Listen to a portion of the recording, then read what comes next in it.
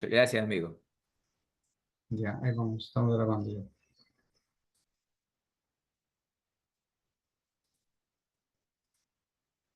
Listo, entonces, como les comentaba, hay una normativa que establece, hay una ley, en el caso de Ecuador, una ley de discapacidades, que nos orienta sobre de cómo debe comportarse la sociedad, cuáles son los derechos de ellos, cómo debemos nosotros como ciudadanos actuar frente a esta situación. Luego tenemos también una clasificación mucho más amplia que se llaman los trastornos. Para que tengan en cuenta, hay más de 1.500 trastornos reconocidos, entonces hay un montón de trastornos. Muchos a lo mejor los tenemos nosotros, muchas veces no lo sabemos, o tenemos algún familiar que tiene alguna situación que nos parece un poco especial y no es sino hasta que se hace un diagnóstico, se hace una evaluación, que se puede establecer que una persona tiene un trastorno, ¿no? Igual hay más de 600 síndromes reconocidos, entonces nos vamos a encontrar con igual una variedad muy amplia, ¿no? Hay unos que son muy, se presentan muy pocos, en muy pocas personas, o que no son, que les permiten a las personas ser funcionales, entonces no, a veces no tiene mucha, no llaman mucho el estudio ni la intervención, ¿no? Sino son más bien a veces de una acción más de tipo médico, terapéutica, y muchas veces ni siquiera se los reconoce, ¿no? Y luego tenemos, digamos, la necesidad de que podamos conocer toda esta información para poder adaptarla a las actividades que ustedes realizan. Eh, Nosotros vivimos ahora en una sociedad inclusiva. Inclusiva quiere decir que las personas o las instituciones, en este caso, tenemos la capacidad de adaptarnos a las necesidades de las personas que presentan alguna condición. Aquí va la primera parte, ¿no? La primera parte es que debemos aprender a usar algunos términos que es como más adecuados y que hay un acuerdo con las personas que tienen estas situaciones, estas condiciones, que es un acuerdo de ellos a cómo se les puede denominar. Entonces, el acuerdo de ellos es que se les puede llamar personas con diversidad funcional. Acuérdense en eso, ¿no? Lo ideal es llamarles personas con diversidad funcional, no personas discapacitadas, con discapacidad, con trastorno, sino de preferencia llamarles personas con una diversidad funcional. ¿Por qué? Porque eso hace reconocer que todos somos diversos, ¿sí? Que todos tenemos alguna condición que nos hace diferente de otros, aunque no nos limiten nuestras capacidades, pero nos hace diferente. Entonces, eso a ellos les hace sentir como más acogidos cuando se habla de que somos personas o son personas que presentan alguna diversidad. Otro término que también se puede utilizar es esto que tienen alguna condición, porque al final, de alguna manera, todos tenemos alguna condición. Algunos somos más tirenitos, otros más bajitos, otros más altos, más, no sé, posiblemente de mayor peso, no sé. Entonces, tenemos de buena forma una condición, ¿no? Entonces, en todo caso, es preferible decir que presentan alguna condición o tienen una diversidad funcional. Ya no se utiliza mucho el término de personas con discapacidad. Todavía se lo usa porque está en la ley, pero se trata de evitar. También evitar términos que pueden ser peyorativos, como los mudos, los tontitos, los mongolitos, ¿no? Que son términos peyorativos que no se deben utilizar o algunos que aparentemente podrían parecer que eh, son adecuados, pero no lo son, es como capacidades especiales. Tampoco hay capacidades especiales, por eso incluso el término especiales ya no se utiliza. Antes nosotros hablábamos de necesidades educativas especiales, ahora solo se habla de necesidades educativas específicas. Entonces ya no tenemos nada de especial. Los centros educativos antes se llamaban centros de educación especiales, llamábamos. Nosotros nos llamábamos educadores especiales. Entonces hubo un reclamo de las familias, que eso era peyorativo, y se logró cambiar en las leyes, en los documentos, en la literatura, el hecho de que se reconozcan como personas con necesidades educativas o a lo mucho una necesidad educativa específica. Y los centros ya no se llaman centros de educación especializados, sino se llaman centros de educación, eh, perdón, ya no se llaman centros de educación especiales, se llaman centros de educación especializados, ¿no? Entonces, la primera parte es importante, como decía, hacer énfasis en que necesitamos tener un lenguaje inclusivo, ¿no? Un lenguaje que demuestre que efectivamente somos empáticos, pero que también hemos aprendido cómo relacionarnos con estas personas, ¿no? con esas personas que tienen alguna condición o que tienen alguna diversidad funcional. ¿Sí? Listo, entonces hasta aquí no sé si hay alguna pregunta, alguna inquietud antes de avanzar. Y si no, avanzamos.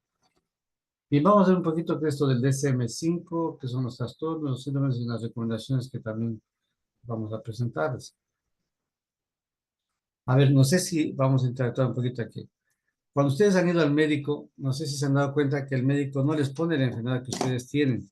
No sé si se han fijado que les ponen unos códigos, unas letras, unos números. Tal vez se han fijado. Correcto, sí. Sí, nosotros no sabemos qué nos ponen. El código CIE 10. Bien, correcto. Entonces, miren, el CIE-10 es una clasificación internacional que se utiliza para las enfermedades. Entonces, cuando uno va al médico, en vez de que le ponga, tiene una gripe, le pone H25. Entonces, los médicos ya saben que H25 es una gripe. ¿Sí? ¿Por qué? Porque van a un manual, a esta clasificación internacional que se llama CIE-10. En realidad, ya en otros países están utilizando el CIE-11. ¿Qué es el CIE-10? El CIE-10 es una clasificación, es un documento con todas las enfermedades que existen de todos los países. Hay una comisión mundial que está dirigida por la Organización Mundial de la Salud, la OMS, de profesionales, expertos en medicina, en investigación, una comisión grande que se reúnen siempre y están actualizando. Si en tal país ha salido tal enfermedad, en tal país otra enfermedad, y las van clasificando, ¿no? Les van clasificando en los grupos grandes, les van poniendo un código. También estas enfermedades las van actualizando. Por ejemplo, el COVID-19 no había, hasta que salió el COVID-19, pero sí había los COVID, pero habían otros COVID, ¿no? Y cuando ya salió el COVID-19, entonces por el año en que salió, le dieron ese nombre, lo incluyeron en la clasificación de las enfermedades del CIE-10, ¿no? Entonces, claro, cuando usted va al médico, como decía, el médico no le dice usted tiene una hepatitis, no le pone un código, y los médicos ya revisan las tablas del CIE-10 y miran qué código tiene de eso y qué enfermedades, ¿no? Y qué características incluso tiene la enfermedad. Ahí están las características de cada enfermedad. Entonces, pero cuando estamos hablando de los trastornos de las discapacidades, nosotros nos referimos, también está en el CIE-10, pero nos referimos principalmente en el campo de la medicina y de la psicología al DSM-5, ¿no? Nos referimos a este documento que se llama DSM-5, está en inglés. Les voy a explicar un poquito de eso, ¿ya? Para que sepan de dónde sale eso, ¿no? ¿Por qué es que le llaman autismo? ¿Por qué es que le llaman...? Entonces, este documento está en la quinta versión, como el CIE-10. El CIE-10 quiere decir que se han reunido 10 veces y han actualizado el documento. El CIE-10 se actualiza cada 10, 12 años. ¿Sí? En algunos países, como en este momento, ya está el CIE-11, ya están utilizando el CIE-11. En el Ecuador ya seguramente en los próximos años utilizaremos el CIE-11. CIE-11. La C, la I y la E, 11, ¿no? ¿Qué quiere decir la clasificación internacional de enfermedades? Onceava versión. Y que, como digo, van cambiando cada cierto tiempo. Igual ocurre con este documento, el DSM-5, que está ahora revisado. Este manual, que es el Manual Diagnóstico y Estadístico de los Trastornos Mentales, DSM-5, por su sigla de inglés, ¿no? Es de hecho en Estados Unidos y así no cambia cada... el último, el DSM-5, salió en el 2013, miren, y hasta ahora no ha salido el DSM-6. Todavía seguimos trabajando con el DSM-5, que es, digamos, la última versión salió en el 2013. Hay una versión del 2020 que es lo que han revisado, pero para que salga el DSM-6 solamente pasarán algunos años más. Seguramente ya lo tienen, ¿no? Pero hasta que lo validen, lo publiquen y se haga como un instrumento de manejo, solamente demora algunos años, ¿no? Entonces, bien, del 2013 acá han pasado 12 años que está todavía vigente este manual. Bien, entonces, cuando nosotros hablamos de algún trastorno, de alguna condición o, como decíamos, alguna diversidad funcional, nos referimos a este documento. De aquí sacamos, ¿no? Cuando dicen tal persona presenta tal trastorno, este trastorno tiene estas características, porque vamos a este documento, a este manual, y de aquí lo sacamos. Entonces, decimos, su hijo tiene una discapacidad intelectual moderada, que está entre tantos de porcentaje de gravedad. ¿Por qué decimos eso? Es porque hemos recurrido a este documento y este documento explica cuándo un niño puede tener una discapacidad intelectual y cuál es su grado, de acuerdo a ciertas características, su grado. Bien, no sé si hasta ahí me hago entender. Si alguien tiene alguna pregunta, por favor, mientras vamos pasando diapositivas, puede alzar la mano para poder indicar. Está muy interesante la capacitación, pero no tenemos todavía nada de la mano alzada. Estamos hablando con las U- siglas. Pero sí me gustaría que Una, una adelante. consulta. Claro, Al final de la clase, sí nos pueden compartir igual esta diapositiva para tener estas diapositivas para tener la información igual para fuente de consulta más adelante. correcto, sí. Está en la lista, ya las tiene, cuando estoy ya las tiene, ¿no? Ah, ya, perfecto, gracias. Entonces, no sé si está claro esto del CIE 10, de la CIE 10 y del DSM-5. No sé si está claro. Sí. Sí, sí, está claro hasta el momento. Entonces, son los documentos mundiales, en el caso, los dos documentos, a veces en el uno está de una manera, a veces en el otro está de otra manera. Los dos instrumentos tratan de parecerse porque los médicos acuden a los dos documentos, ¿no? Si un niño, la mamá dice, saque mi hijo, no para, sube, baja, salta, corre, brinca, no entiende por más que le pego, le golpea, no entiende. Entonces el médico, ¿qué es lo que hace? Saca el manual de SM5, revisa qué puede ser, qué características tiene ese niño y se hace que su niño presenta un TDAH. Ah, ya, entonces, cuando el médico hace ese documento, ese informe, se coteja con el psicólogo. Entonces, cuando llegan a mí, me llegan con ese diagnóstico, entonces yo reviso el DSM-5 y digo, vamos a ver, su hijo hace esto, sí, hace esto, sí. Efectivamente tiene un TDAH. Listo, entonces, no me quiero meter en el CIE-10 porque ese no es nuestro campo. El CIE-10 es básicamente para enfermedades. Eso lo trabajan los médicos, ¿no? Los médicos trabajan el CIE-10 porque es una clasificación, como digo, internacional de enfermedades. En cambio, el DS, o el mal diagnóstico, habla de los trastornos y las enfermedades mentales. ¿Sí? Todo lo que ha generado un trastorno, una discapacidad, está en este manual, en esta clasificación diagnóstica. Este manual de SM5 lo utilizan, me imagino, a nivel de psicólogo y psiquiatras. Lo utilizan los médicos, los psicólogos, los psiquiatras. También nosotros nos plantea que conozcan los maestros, las maestras, porque no es difícil, ¿no? No es difícil. Ahora, si te da curiosidad, bájese en el DSM-5, hay versiones gratuitas, y ponen, por ejemplo, algún problema que han escuchado. PCI, parálisis cerebral infantil. Entonces buscan PCI y sale. La PCI, la parálisis cerebral infantil, es tal cosa, se caracteriza por esta situación, estas son las características. Entonces, si ustedes encuentran a alguien que tiene, que les dicen, vean, sabe que tiene PCI, usted le ven a leer las características, efectivamente ya saben qué es una PCI, ¿no? Es una clasificación justamente para que los médicos, los psiquiatras, los psicólogos, y, bueno, y quien quiera acceder a la información puede hacerlo. Es súper sencillo, no es muy complejo.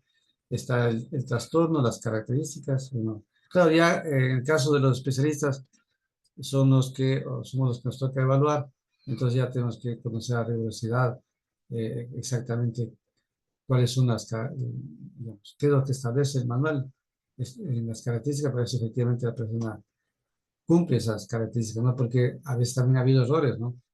Yo tengo niños que llegan y me dice la madre, me saca el diagnóstico y me dice, vea, mi hijo dice, de evaluado dice que tiene TDAH.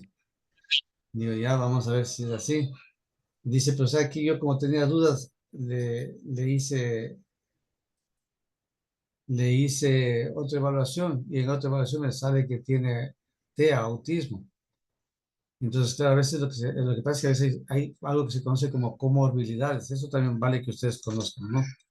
Las comorbilidades. ¿Qué es la comorbilidad? Son condiciones, enfermedades o trastornos que se asocian a otro, ¿sí? O pasa con las enfermedades también. Por ejemplo, vamos a suponer que a mí me ha dado diabetes. Yo tengo diabetes. Pero como también no me cuido, no hago actividad física, no tengo cuidado en la alimentación, me da también hipertensión. Entonces, esa es una comorbilidad. Mi enfermedad principal es la diabetes, pero tengo otra comorbilidad. Tengo sobrepeso, tengo, eh, bueno, alguna otra situación más, alguna otra enfermedad. Entonces, lo que se va adhiriendo se llaman comorbilidades, ¿no? Y eso hay que tomar en cuenta porque muchas veces en las discapacidades hay otras condiciones que se asocian a las discapacidades o a los trastornos también. Entonces, el ejemplo que le estaba dando yo, resulta que yo, todavía no hemos definido, pero seguramente el niño tendrá un trastorno a más del otro asociado, más una comorbilidad, ¿no? Entonces, muchas veces hay niños que tienen tres comorbilidades. Entonces, hay personas que tienen una discapacidad auditiva, son sordos, pero tienen además una discapacidad intelectual y pueden tener a lo mejor hasta una hidrocefalia. Entonces, varias cosas que se van sumando o acumulando a las que les vamos a llamar, o se les conoce como comorbilidades, ¿no? ¿Sí? O condiciones, además de la principal. Entonces, son un poquito, a veces términos un poquito técnicos, pero no son difíciles de comprender, ¿no? A veces uno escucha nomás, no sabe a qué hace referencia, pero bueno, como van a trabajar en este campo, vale que sepan, ¿no? Porque pues sí sabe que mi hijo tiene síndrome Down, pero tiene otra comorbilidad que sufre de un problema respiratorio. Entonces, además tiene problemas respiratorios. Es una comorbilidad, ¿no? O tiene problemas además de lenguaje, además de síndrome Down, tiene un trastorno del lenguaje y tiene sobrepeso, entonces se llaman comorbilidades que van sumando a la condición que la persona tiene. Listo, voy a continuar compartiendo.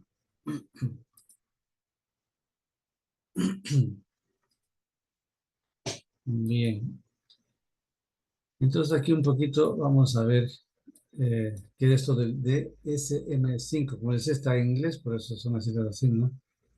Entonces, recuerden que es un manual diagnóstico y estadístico de los trastornos mentales de los Estados Unidos, de la Asociación de Psiquiatría de los Estados Unidos. La Asociación de Psiquiatría de los Estados Unidos, ellos hace muchos años, como 100 años, ellos ya empezaron a tratar de ir eh, recogiendo la información, los médicos estadounidenses, yo me encontré con tal caso, yo también con tal caso, decían son parecidos, se juntaban, lo iban describiendo y fueron haciendo el manual, ¿no? Hasta que ha llegado a la quinta versión, entonces ya es porque han logrado pulir, han logrado mejorar, han logrado encontrar más enfermedades, pero más trastornos, más situaciones que van ellos también explicando. Entonces, este manual lo que se basa es en criterios, ¿no? Como si es una persona tiene una parálisis cerebral infantil, como es una PCI. Entonces, ahí el manual dice, porque sufrió una anoxia, una hipoxia, que eso es una falta de oxígeno, porque fue afectado un área del cerebro, principalmente el área del lenguaje, el área motora. Entonces, no lleva dándose cuenta que la persona que tiene una PCI no habla muy bien, no camina muy bien, no tiene algún problema en sus brazos. Entonces ya vamos siguiendo justamente esos criterios y validamos que efectivamente tiene una parálisis cerebral infantil. Ustedes han visto niños que están en silla de ruedas o casi no pueden movilizarse, generalmente tienen una parálisis cerebral infantil, ¿no? Entonces, si ustedes ven, tienen ciertas características similares, entonces a esas características se les llama criterios. El manual diagnóstico de la Asociación Americana de Psiquiatría, como decía, está vigente del 2013. El DSM-5 es del 2013 y fue actualizado en el 2022, pero todavía no sale la versión sexta, ¿no? ¿Qué hacen? Este manual define criterios clínicos y funcionales, favorece un lenguaje común y orienta el apoyo y adaptación. Entonces, como decía, permite tener un lenguaje común. Todas las personas que tienen una malformación en la columna van a llamarse espina bífida, por ejemplo. Entonces, cuando uno llega y dice, mi hija tiene espina bífida, yo ya sé que tiene un problema de malformación en la columna, ¿sí? Entonces, para eso sirve para tener como un lenguaje común. Entonces, ustedes ven que alguien llega y le dice, ¿sabe que mi hija tiene un problema en la columna? Usted ya sabe que puede ser una espina bífida, ¿no? Entonces, no hace falta, por supuesto, andar mal, pero uno ya sabe de qué se trata, ¿no? Entonces, estos criterios permiten conocer un lenguaje común para saber qué está pasando con esa persona y qué podemos hacer, sobre todo, ¿no? ¿Qué podemos hacer? Entonces, ¿qué puedo hacer con una persona que tiene una espina bífida? Yo sé que no puede hacer actividades físicas fuertes, sé que no puede, tiene dificultad en las extremidades inferiores, que a veces no controla los esfínteres.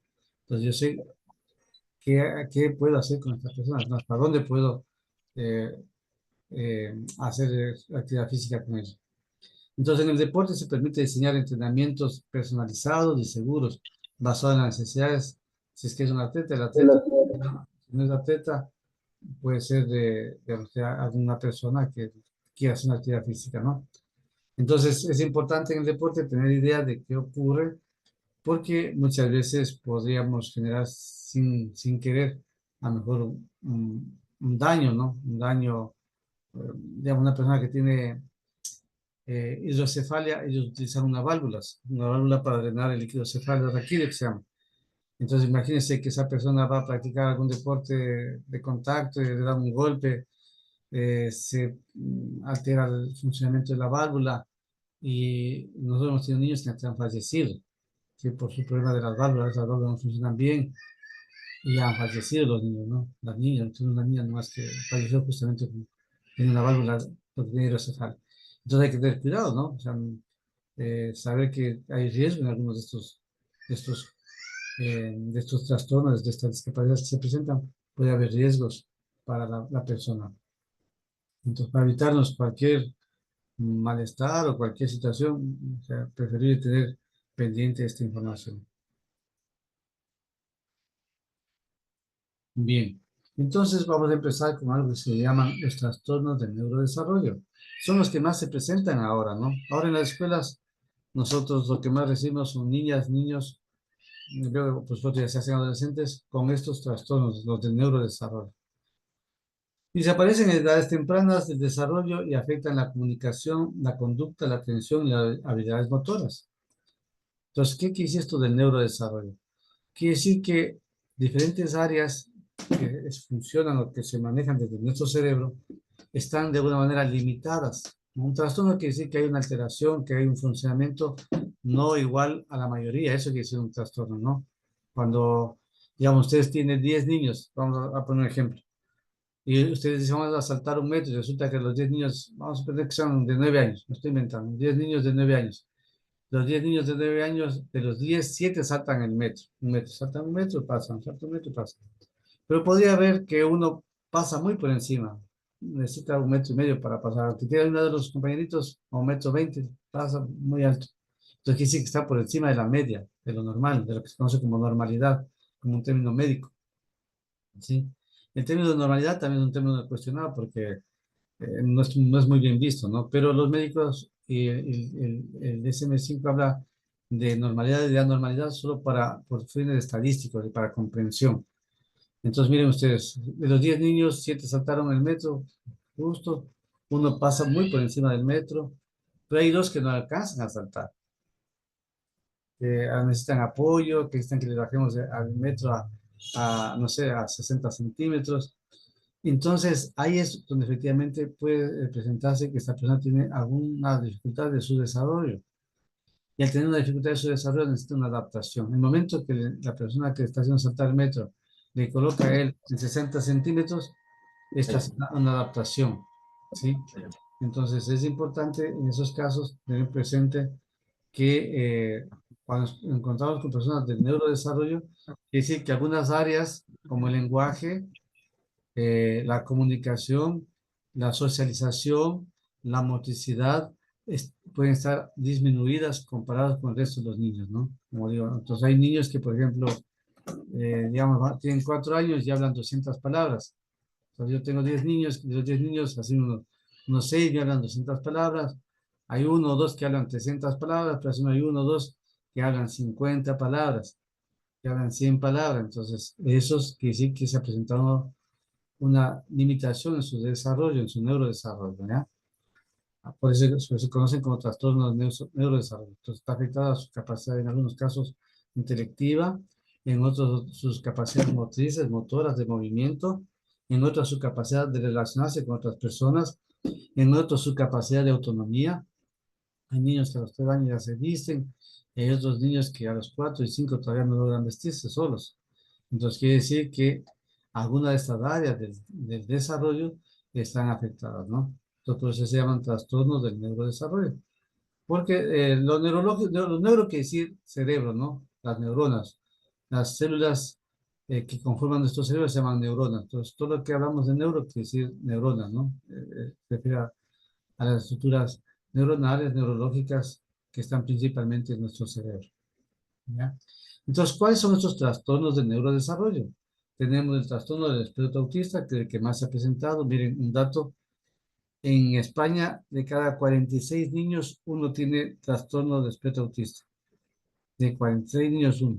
En Estados Unidos, en este momento, se ha reportado que de cada 31 niños, uno tiene trastorno de espectro autista.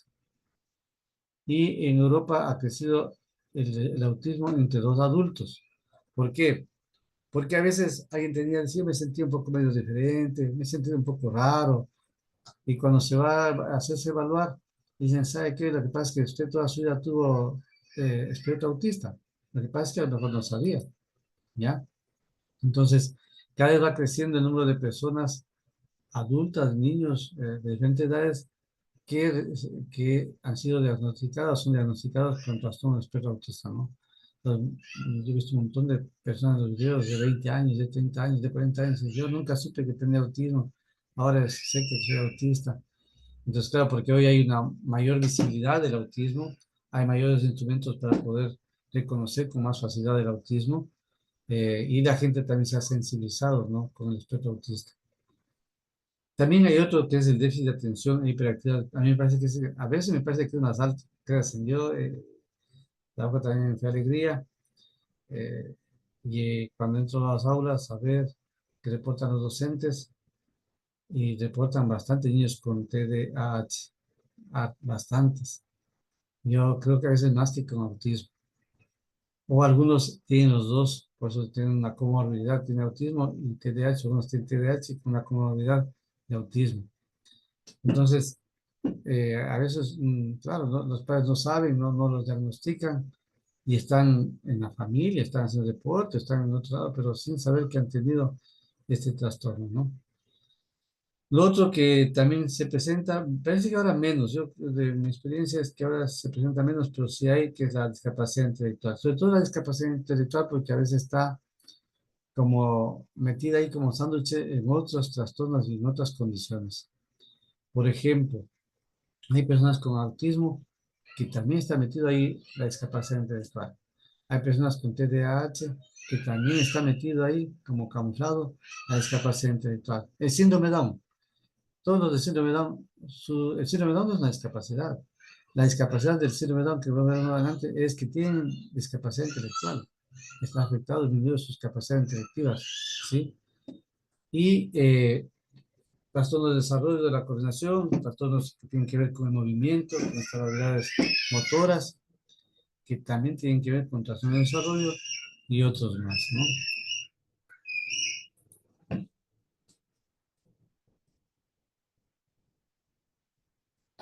Bien, aquí vamos a dar unas ideas de qué se podría hacer, ¿no? Primero los niveles. El autismo o TEA, se conoce como TEA o autismo, en realidad se debe llamar trastorno del espectro autista, así debería llamarse. Porque el DSM-5 lo clasificó así como trastorno del espectro autista. En el DSM-4, en el anterior, habían varias formas de autismo.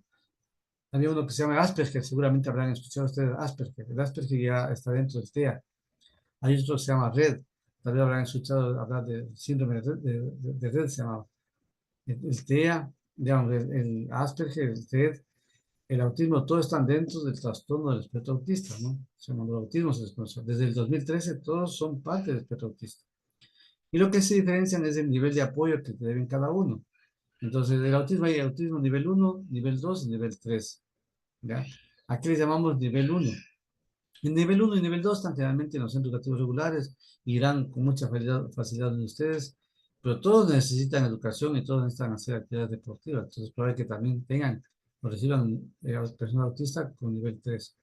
El nivel 1 requiere en realidad poco apoyo, ¿no? Es una persona que se vale por sí sola, es funcional, a veces un poco entra en crisis cuando hay muchos cambios en su entorno, pero en lo principal es funcional. O sea, va a la escuela, trabaja, a veces tiene, digamos, momentos en que no quiere compartir con nadie más, que estar solo, pero nada que incomode, que no pueda aprender a leer, escribir, sumar, calcular, todo muy bien. Es más, nosotros este año acabamos de hacer el juramento de la bandera y el segundo escolta nuestro es un joven con autismo, me pone con trastorno autista. Espectro autista. No llegó a nuestro centro porque en otro centro siempre ha rechazado, iba de un lado a otro. Pues las casualidades de la vida le conocemos a la mamá fue a pedir cupo y ahí el muchacho se integró a nuestro centro. Ahora está en tercer bachillerato y miren, acaba de quedar escolta. Pudo haber sido abanderado, a lo mejor decíamos, si estuviese a lo mejor estado desde el principio con nosotros, porque en los otros centros siempre fue un poco ridiculizado, a veces estigmatizado, entonces más bien se logró desarrollar. Pero bueno, el tema es de que hay personas de estas con este nivel, ¿no? Nivel uno que tienen autismo, pero que son funcionales, que a lo mejor no son muy sociables, que no quieren interactuar mucho, pero que pueden trabajar, que no tienen otra dificultad, ¿no? En el nivel 2 se requiere apoyo sustancial. Aquí ya a veces necesitan una mejor comunicación, no siempre hablan, necesitan instrucciones específicas, no muy grandes, no muy amplias. Necesitan un cierto acompañamiento, a veces de la familia, de un docente. Por ejemplo, en el centro educativo donde nosotros trabajamos, donde yo trabajo, nosotros acompañamos a los niños que tienen autismo, les acompañamos. Tenemos unos docentes de apoyo que acompañamos cuando vemos que tiene autismo. Entonces, sobre todo si es nivel 2, decimos, esta persona va a requerir un grado de apoyo, ¿no? Entonces apoyamos, nos damos apoyo, porque es más difícil que la familia pueda, por su propia cuenta, pagar a una persona que pueda tener. O también estos centros especializados, hay centros especializados por autismo, pero un padre de familia me comentaba que él tiene un niño en un centro especializado y que eh, tenía un costo alrededor de $350 mensuales. Entonces, no todas las personas tienen $350 mensuales para pagar a sus hijos en un centro de estos privados, ¿no? Bien, entonces, en cambio, el nivel 3 ese ya es muy complejo, ¿no? Requiere un apoyo sustancial, la comunicación es mínima, entran en crisis permanentemente, muerden, patalean, gritan, muchos de ellos están asociados a discapacidad intelectual, no hablan, es difícil comunicarse. Nosotros teníamos un niño con nivel 3 súper complejo. Llegaba al salón de clases y empezaba a desvestirse, ¿no? Ya tenía unos 8 añitos, tenía que desvestirse. Después se defecaba en la banca y tiraba por la banca, por allá, y si alguien se le cruzaba. Terrible, casi todos los días pasaba eso, ¿no? Entonces, la madre también sufría muchísimo y obviamente ahí intervenir ya es requiere un grado de mayor especialización, de mayor complejidad. Nosotros, nuestro criterio es que las personas que tienen nivel 3 vayan a un centro de educación especializada, porque en educación especializada trabajan con 5 niños con autismo por aula. Los 5 niños con autismo, 5 o 6 niños con autismo por aula, pero grado 3, ¿no? Los grado 1 o nivel 1 y nivel 2 los decimos nosotros porque están con 30 niños, 35 niños, pero son llevaderos, ¿no? Son funcionales, tienen momentos de crisis, que de eso vamos a hablar un poquito también adelante, vamos a contar una experiencia que tenemos nosotros, y entonces hace que sea llevadero, que se pueda implementar algunas estrategias para poder apoyarlos, sobre todo emocionalmente, ¿no? Sobre todo emocionalmente. En estos casos, estamos hablando de niños y niñas que no presentan discapacidad intelectual, que no presentan, tienen algunas dificultades de lenguaje, sí, pero normalmente también nosotros les enviamos a que reciban terapia de lenguaje. Casi todos ellos, a veces les obligamos, los papitos, tienen que ir a terapia de lenguaje, tienen que hacer terapia de lenguaje porque si no es muy complejo que pueda entenderlo, se lo puede entender, sea funcional, porque lo importante es que pueda ser funcional el niño o la niña con esto, ¿no? Si hay algo, preguntarán, ¿no? Si no, yo avanzo más. Bueno, ¿qué podríamos hacer en el caso de ustedes, por ejemplo, como profesionales en el campo de la actividad física?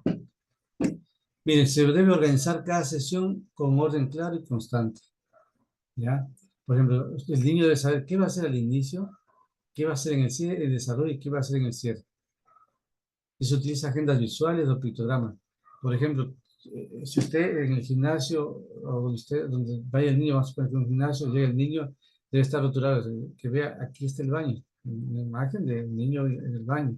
Aquí es para correr, el niño corriendo. Esta área es para cambiarse la ropa, el niño cambiándose la ropa, ¿no? Y siempre se les dice lo que va a hacer. Porque además, eso, digamos, en general nuestro cerebro funciona así. ¿Sí? Si yo digo, miren, en 10 minutos vamos a hacer un receso. Si digo, en 10 minutos vamos a hacer un receso, usted está pensando que en un minuto ya nos toca hacer un receso. Y si yo no paro, me dice, profe, ¿cuándo nos toca el receso? Porque el cerebro está anticipado, ¿no? En ellos se requiere mucho más de esto.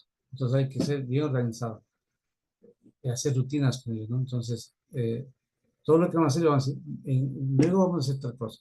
A ver, estamos ahorita cambiándonos de ropa, pero ya terminas de cambiarte y vamos a saltar.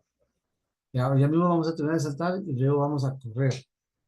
Porque debe hacer una transición de una actividad a otra, primero entendiendo que va a haber, si no, ahí es donde ellos entran en un estado emocional que se llama crisis y no se los puede calmar eso con facilidad. Gritan, lloran, se vuelve insoportable la situación, muerden, patalean, terrible, ¿no? Entonces, para eso es que se requiere que el trabajo que ustedes van a hacer tenga un orden claro. Si yo tengo una persona o dos personas con autismo, siempre les digo lo que vamos a hacer.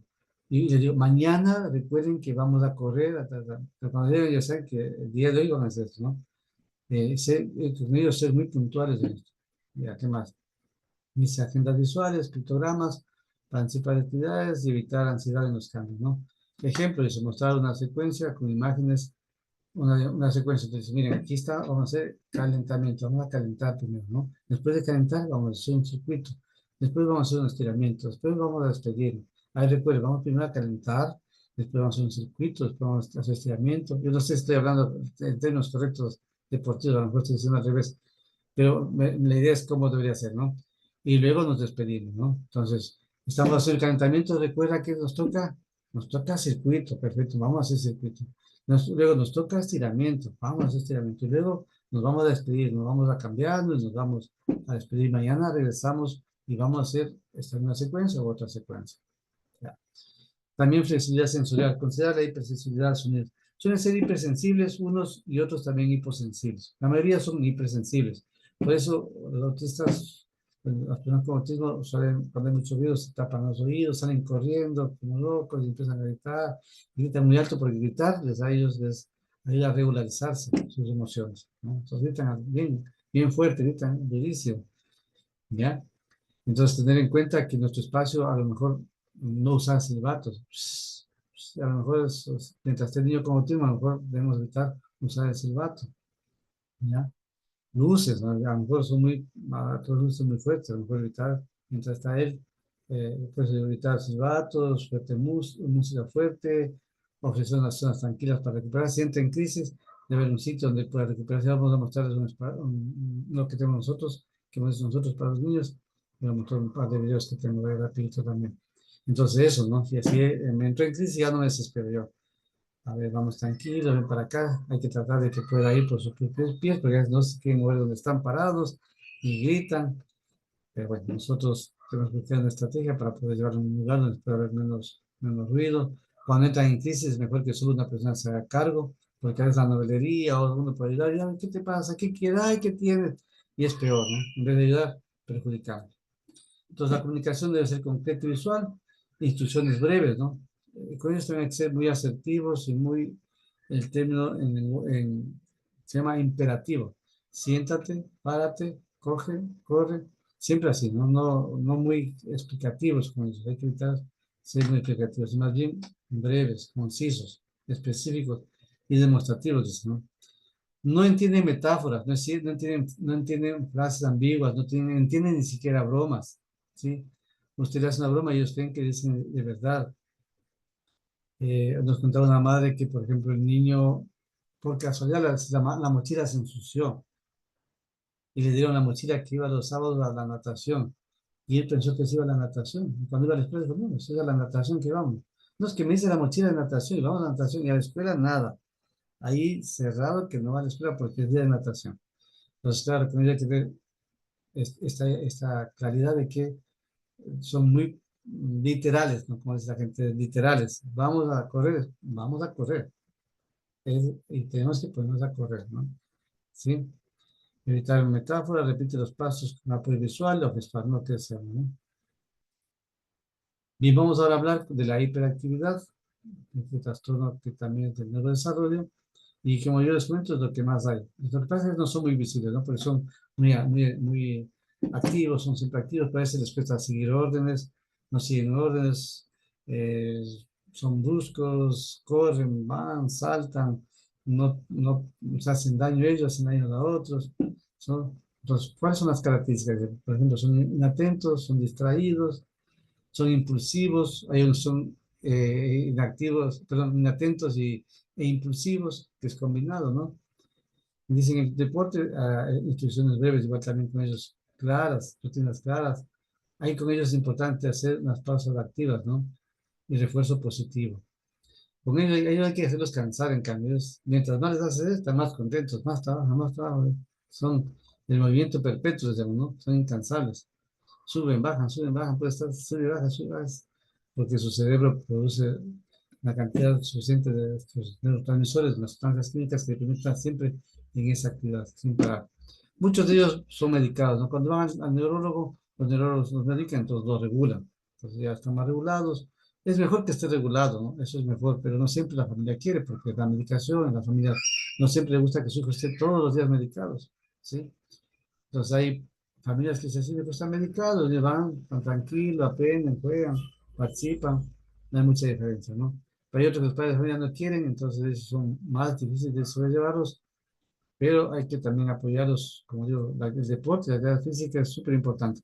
Nosotros también tenemos, les voy a mostrar unas fotitos, tenemos un taekwondo ahí con los padres de familia, y la mayoría de los niños que tienen TDAH, yo le digo al papito, vaya al taekwondo, llévelo al taekwondo. Y en verdad, no ha servido, casi todos los papitos, al taekwondo, ahí van al taekwondo. Entonces, los que hacen estas actividades físicas, artes marciales, yo he visto que les ayuda mucho, ¿no? O sea, me parece súper positivo. Como dice también explicar, evitar explicaciones largas, evitar también espacios ruidosos, ¿no? Porque suelen ser también sensibles. Menos que los otros niños, pero puede haber también esta situación de sensibilidad. Los otros son hipersensibles, a veces el olor ya les molesta, un sonido, una luz, ya les incomoda. Entonces, sobre todo en los niveles 2 y 3, ¿no?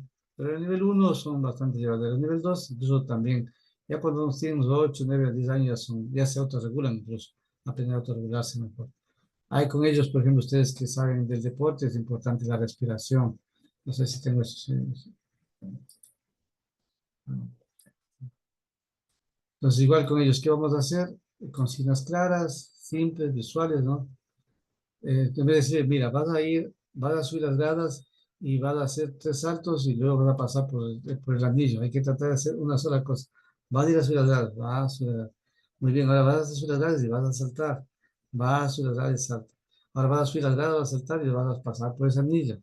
Vas a subir las gradas, salta y pasa por el anillo, ¿no? Entonces, dividir las tareas en pasos cortos, ¿no?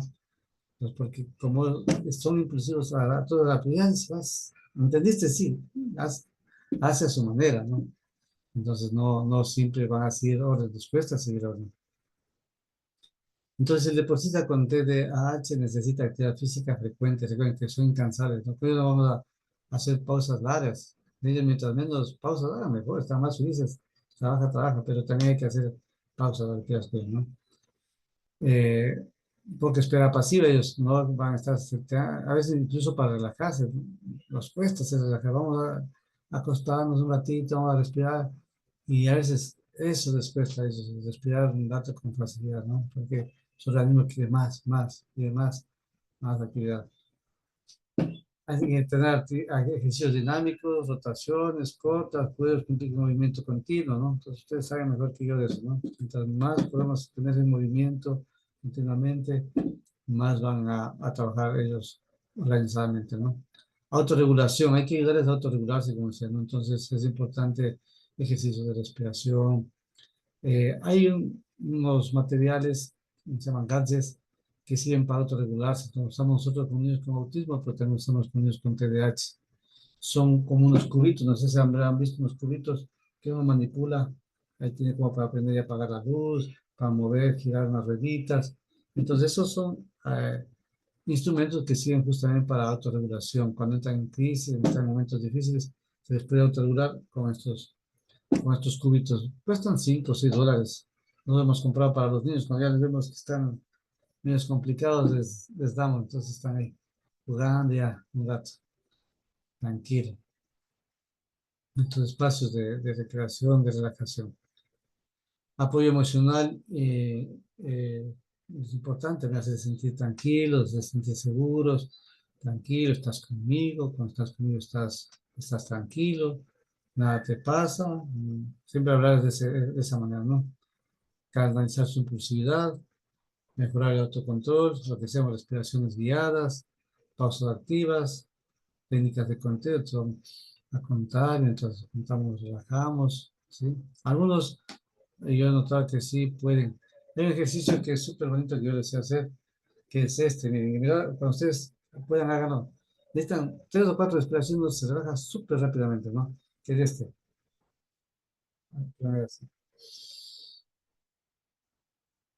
Y luego bajamos.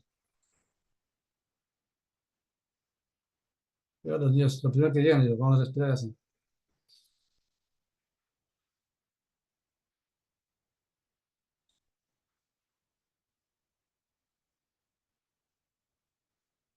Claro, la respiración tiene que ser profunda, ¿no? Porque así, no, es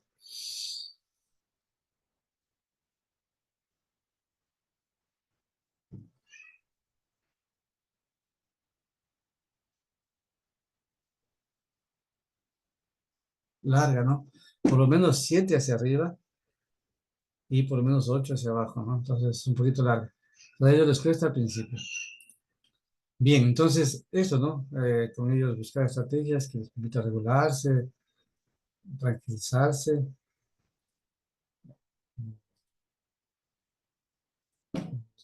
Tenemos por ahí con tiempo. Vamos bien. Bien, vamos entonces ahora a la discapacidad intelectual. Como les decía, a veces una persona con discapacidad intelectual puede parecer que no tuviera ninguna condición. Se ve un niño que conversa con usted, o cuando ya empieza a conversar, empiezan a hablar un poco diferente, uno le sigue la conversación, o se pasa de un tema a otro tema, después a otro tema, y después empieza a hablar de otras cosas que no tienen sentido. Entonces algo está pasando, ¿no? Pero usted le ve caminar bien, saluda. Entonces estamos frente a una persona con una discapacidad intelectual, de manera precisa. Pero como les decía, también la discapacidad intelectual se camufla en otras condiciones, ¿no? Entonces, personas que tienen algo que se conoce, como decía, como parálisis cerebral infantil, PCI, muchos de ellos tienen discapacidad intelectual, no todos. Las personas que tienen hidrocefalia, que tienen la cabecita un poco más grande de lo normal, porque el hidrocefaloraquídeo va empujando la cavidad de los huesos del cráneo hasta que a veces tienen una válvula o les ponen una válvula, los regulan.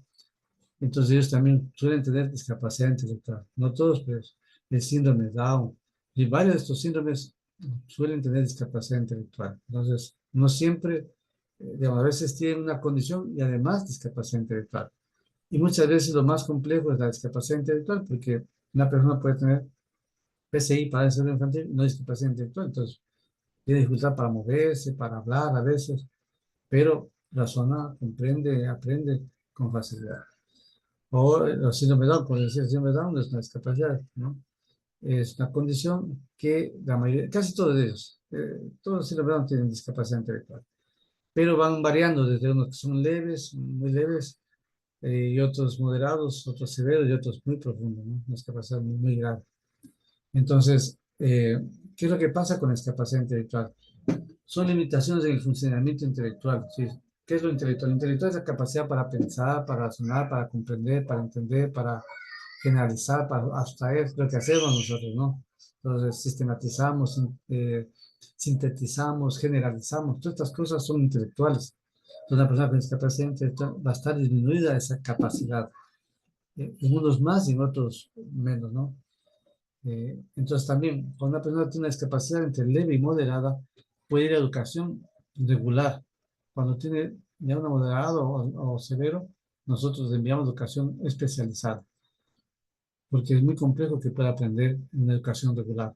Si una persona con una discapacidad intelectual severa es súper difícil. A veces no son ni siquiera funcionales, no reconocen cosas, no pueden, a veces no son capaces de actividades de autoayuda, ¿sí? De vestirse, de bañarse, de ir al baño solos, están con mucha limitación, ¿no? Entonces en el deporte con ello habría que hacer actividades con objetivos simples, medibles, ¿no? Eh, Esto de modelado visual, o sea, yo hago, luego tú haces, ¿no? A ver, vamos a saltar, esto es saltar, vamos a dar un rol, esto es un rol, yo hago el rol, si viste, voy a hacer otra vez un rol. Si usted como dice, mira cómo hago, voy a hacer nuevamente el rol, ahora sí vas tú. No, siempre como modelado. También las otras condiciones también suele servir modelado, ¿no? Siempre es mejor que vean que yo hago o alguien que trabaja conmigo, o algún estudiante que pueda hacerlo también, que pueda servir de modelo, ¿no? Entonces, repetir la actividad hasta que puedan comprenderla. Y refuerzo inmediato, esto también es importante, ¿no? Porque la discapacidad intelectual es que realmente está también afectada a la memoria. Ellos aprenden ahora algo y mañana regresan ya, se olvidaron lo que aprendieron.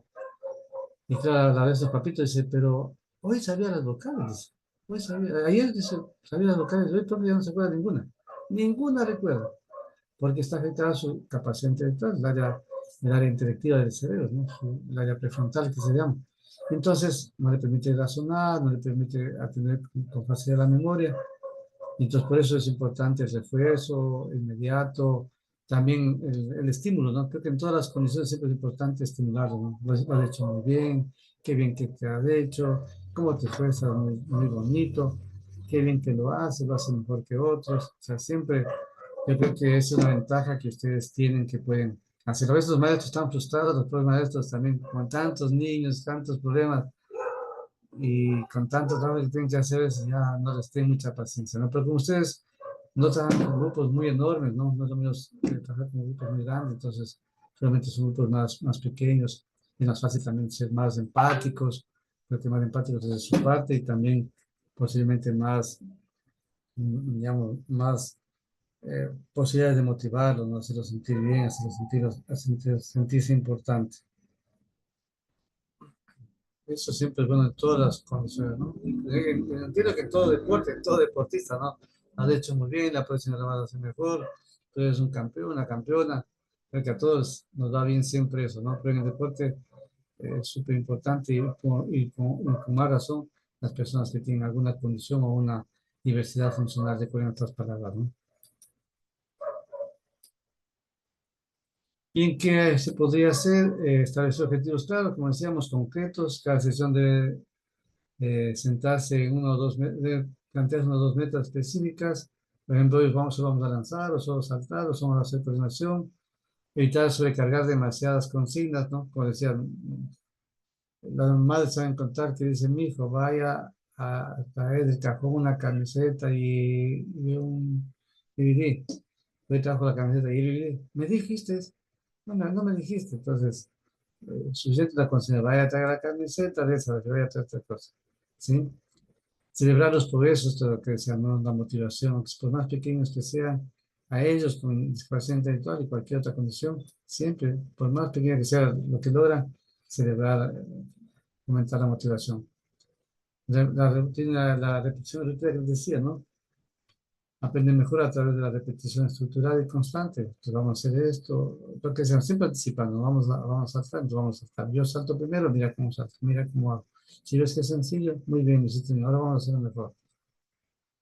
Prioriza la seguridad y la autonomía, supervisar de cerca la ejecución, adaptar el material, ¿no? Ver que el material esté propicio para su edad, para su fuerza, para su tamaño, para su condición, las pelotas, los aros, las zonas que mejor se están delimitadas para que ellos no se pierdan de una cosa con otra, ¿no?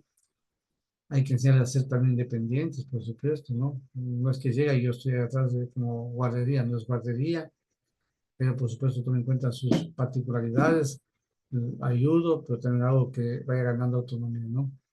Permitir que el deportista coloque su propio material, elija el color de su estación, qué quieres, qué te gusta, con qué color vas a trabajar, con este material, si elige mejor, perfecto, entonces con este material trabajas, le damos estas facilidades también, ¿no? Hacemos sentir importante, incluido, porque eso se trata de inclusión, en este caso deportiva, ¿no? La inclusión educativa, familiar, social, deportiva. Ya. Bueno, aquí vamos viendo algunos de los síndromes. El más común del síndrome de Down, ¿no? Creo que el más visible, porque hay otros que sí los hay, pero a veces, como decía, son en menor porcentaje. Diabetes frágil, que se da mucho en las mujeres, el síndrome de Red, bueno, como decía, hay más de 600 síndromes, un montón de síndromes. el más conocido es el síndrome de Down, ¿no?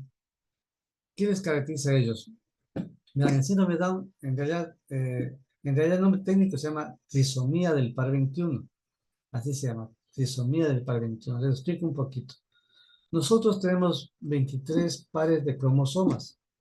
23 pares de mi mamá, 23 pares, perdón, 23 cromosomas de mi papá y 23 cromosomas de mi mamá. Se juntan en el momento que son el espermatozoide con el óvulo, fecunda el óvulo, se unen ahí los 23 de la mamá y los 23 del papá. Se hacen 23 pares, ¿sí?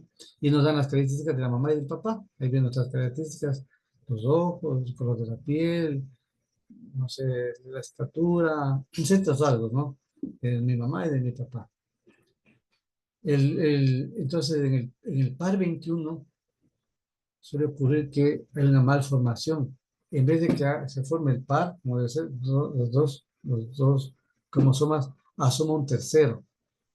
Por eso se llama trisomía, asoma un tercero. Entonces, es el único par que tiene tres en vez de tener dos. Por eso se llaman pares, porque deben tener dos. Pero raramente se presenta un cuerpo más y se hace tres cuerpos. Entonces, la trisomía del par 21 es como se llama. Sino que la persona que primero empezó a hablar, es un doctor Down, que además estaba un poco equivocado el señor, creía que era un rasgo mongólico, que por eso les dicen los mongolitos. Él pensaba que era heredado de la Mongolia. Entonces, después de la medicina se dio cuenta que todas las personas con síndrome de Down, en su cromosoma 21, había tres cuerpos en vez de dos. Y todos pues, son parecidos. Los ojos achinados, son medios gorditos, la forma de las manos, la forma de caminar y otras características como estas que están aquí, ¿no? La hipotonía, ¿sí? No tiene un tono muscular fuerte, ¿no? Sino menor. Suelen tener cardiopatías, problemas cardíacos, problemas respiratorios, ¿no? Riesgo de inestabilidad, no tienen un buen equilibrio, ¿no? A veces, en algunos casos, dicen que caminan como si estuvieran ebrios, tienen forma de caminar, ¿ya? Entonces, pero si se dan cuenta, son muy parecidos. Ustedes son un síndrome de Down, después de otros, parece igual, porque es el mismo. Es porque todos, al formarse este tercer cuerpo en ese par, en esos cromosomas, les da una característica parecida a eso, ¿no? Entonces, eso. Pero además, como les digo, el síndrome no es la discapacidad, porque igual podrían hacer deporte. El tema es de que, bueno, en algunos está súper marcado y les afecta más, ¿no? Pero además el tema es de que ellos van a tener discapacidad intelectual. Entonces, eh, creo que hay un síndrome de Down que se graduó en España. Creo que es el único reportado como graduado a nivel mundial. No, no sé si habrá más. Entonces no logran llegar a veces en el colegio, ¿no? Solo la escuela o la educación especializada. No se los ve en el colegio, no se ve en las universidades. Entonces, no es por el síndrome, es por su discapacidad intelectual, ¿no? Que está ahí como una comorbilidad o una condición adicional, ¿ya? ¿Qué es mejor? Es evitar impacto en el cuello, hay que trabajar el fortalecimiento progresivo de todas sus áreas, ¿no? Otros dicen como el síndrome de frágil, que les decía, se presenta más en mujeres, tiene una característica un poco especial. El X frágil es porque se presenta en el par 23. El par 23 es el que nos define que seamos hombres o mujeres. XX o XY habrán escuchado ustedes, ¿no es cierto? XX son las mujeres y XY somos los hombres. Entonces, las mujeres, como tienen XX, si es que hay algún problema en el cromosoma X, van a tener ese síndrome de X frágil, ¿no? Entonces les hace, igual pueden tener discapacidad intelectual, realmente talla pequeña, eh, también llaman cuello de tortuga, son unas niñas, más niñas que como pegadito el cuello al cuerpo, ¿no? Con dificultades motrices, ¿sí? Con pocas habilidades para ciertas actividades físicas, ¿ya? La pared cerebral, que es el PCI se conoce la pared cerebral infantil, ¿no? Es que son niños que al momento de nacer generalmente tienen dificultades de respiración y entonces la falta de oxígeno paraliza ciertas áreas del cerebro que controlan el lenguaje o controlan el movimiento. Hay una hemiplegia que se llama, que tiene todo un lado de esas. ¿Han visto una persona que tiene la mano así como sin mucho movimiento o caminan más de un lado, ¿no? Una pierna como que queda más corta, ¿sí? Esa es parálisis cerebral. Ahí hay a usted ha escuchado la paraplegia está justamente en la pared cerebral, ¿sí? Ya. Luego los trastornos de coordinación, que son personas que tienen dificultades en sus movimientos muy rígidos, no sé si han visto personas que son rígidas para moverse como momias, ¿no? Bueno, estoy usando términos que no debería decirlos, pero un poco para graficar. Entonces, no pueden encontrar capacidad. Hay otros que son atetóxicos, se llaman, ¿no? Unos son espásticos y otros atetóxicos. Los espásticos son así, como muy rígidos, ¿no? Y los atetóxicos, no sé si habrán visto personas que en cambio están siempre así, con movimiento atetóxico, ¿no? Siempre moviendo la cabeza como un desequilibrio, ¿no? Y uno se llama ataxia.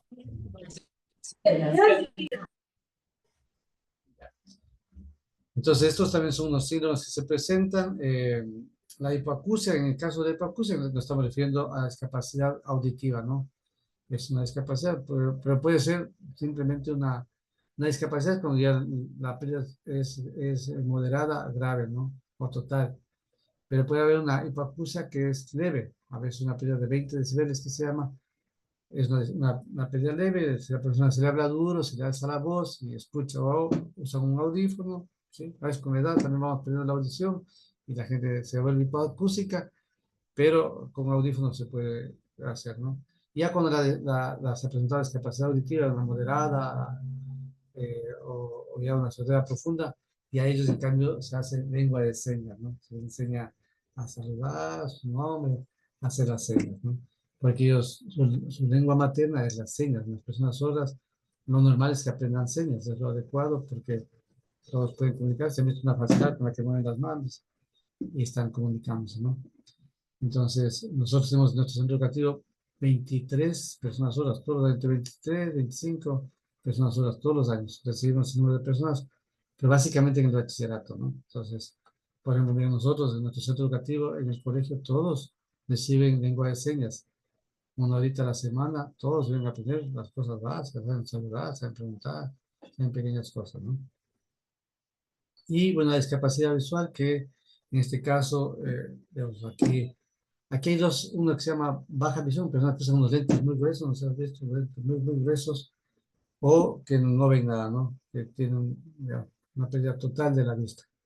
En estos casos, las personas con discapacidad visual suelen apoyarse de bastones, ¿no? Las personas se entrenan para usar un bastón, y claro, es sorprendente. Yo en Quito he visto personas con discapacidad visual que saben qué esperar el metro, el trole, lo que sea, suben, bajan, van, cogen el bus, saben qué parar, se quedan, cuándo pasar. Y algunos que incluso, no sé, han visto, tienen negocios, usted le paga un billete y dan el vuelto exacto, saben qué billete se le dio. Entonces, se hacen funcionales, ¿no? Aprenden, por supuesto, aprenden estas cosas y se vuelven funcionales. Aquí hay algunas recomendaciones que vamos a plantearles. Entonces, siempre, como decíamos, tratar de planificar las sesiones con objetivos claros, ¿no? No muchos objetivos, después hay todos claros, no sería menos. Depende de la comisión, un objetivo, empezamos a mejor solo con un objetivo, o con un par de objetivos. Siempre tratar de hacerlo visual, ¿no? De preferencia visual. Para eso podemos utilizar pictogramas, videos cortos, cosas que ellos vean, o como decíamos, el modelaje, ¿no? Usted hace el modelo, una persona hace el modelo, mira, esto es correr, esto es saltar, esto es girar, no sé, lo que vamos a enseñar, ¿no? Reforzar positivamente cada logro que deseamos, siempre motivar. Qué bien que lo he hecho, la próxima vez mejor, eres un campeón. La gente está feliz de tus actividades, ¿no? Mantener rutinas predecibles, evitar cambios bruscos sin anticipación. Entonces, recuerden esto, ¿no? Ellos son, sobre todo los de neurodesarrollo, son muy literales. Entonces, siempre es mejor la rutina. A ellos les gusta la rutina. Ellos llegan, ponen sus cositas. Si alguien se puso en lugar de ellos, se armó la crisis ahí, ¿no? Entonces, ese espacio es de ellos, nadie puede tocar ese espacio. Si pusieron de una forma los zapatos, de esa forma, vamos a ver ahorita un videito que les voy a pasar, de esa forma de 5 minutos, no es muy largo, de esa forma tiene que estar, ¿sí? Porque ellos tienen otra forma de entender el mundo. No es que quieran molestarnos, o no es que no entienden, sino que su forma de percibir el mundo, su cerebro lo percibe de otra manera, ¿no? Entonces dicen que nosotros vemos las cosas de otra forma, no ellos. Si nosotros vemos de esta forma el mundo como es, ustedes tienen una forma diferente de ver el mundo distinta, ¿ya? Más alocada, más bulliciosa, más, nosotros somos más ordenados, más cuidadosos. Entonces mantener las rutinas no predecibles, saber qué van a hacer cada vez, evitar cambios bruscos sin anticipación, ¿no? A veces nos ha pasado a nosotros que de pronto, digamos, tomaba un juguito de naranja, siempre tomaba jugo de naranja, pero justo se acabó el jugo de naranja y en el bar le dieron jugo de mora, la guerra, hasta que le consigamos un jugo de naranja, ¿sí? Y si no, hasta que le pase la crisis.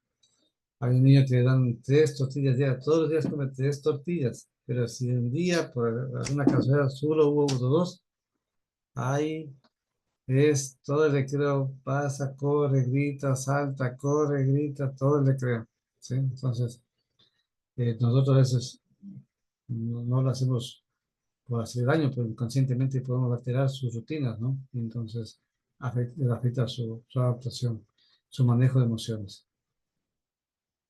Dice consultar con familia o especialistas antes de adaptar actividades, ¿no? Entonces, también si ustedes tienen alguna persona con alguna condición y tienen alguna duda, entonces para eso estamos algunas personas, Estoy sabe, estamos a las órdenes, las cosas que se puede ayudarles, orientarles, con todo gusto. A veces dependiendo del tiempo de uno, ¿no? Porque a veces uno también tiene algunas ocupaciones y a veces no siempre se puede con facilidad. Alguien me escribió el otro día y me decía, si puede ir a visitarme, porque a veces también por teléfono explicarle qué es tal trastorno es un poquito difícil, ¿no?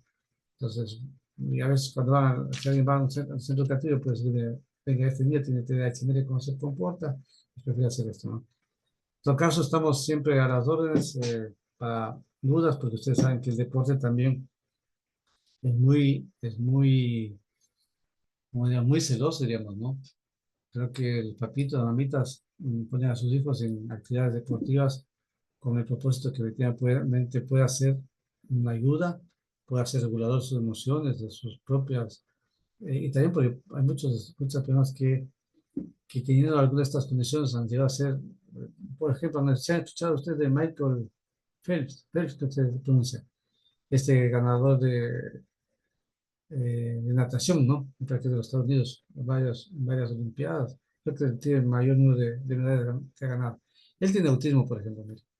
Fue rechazado en varias escuelas, en varios lugares, hasta que encontró en la natación su inspiración y es imparable, imbatible en la natación.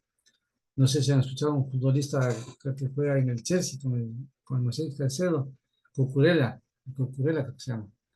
Él, y hay un montón de actores, artistas, científicos que han presentado varios de estos trastornos, de estos síndromes, estas condiciones, estas diversidades funcionales y no les ha impedido llegar a ser famosos, destacados, no porque no sean famosos, destacados, deportistas, destacados literatos. No sé si han escuchado a este señor no es Mark Zuckerberg, el otro, Elon Musk, que es el creador de Tesla, de Space, es unos multimillonarios, tiene más de 300 mil millones de dólares acumulados. Este tipo también tiene un trastorno neuropsicológico, ¿no?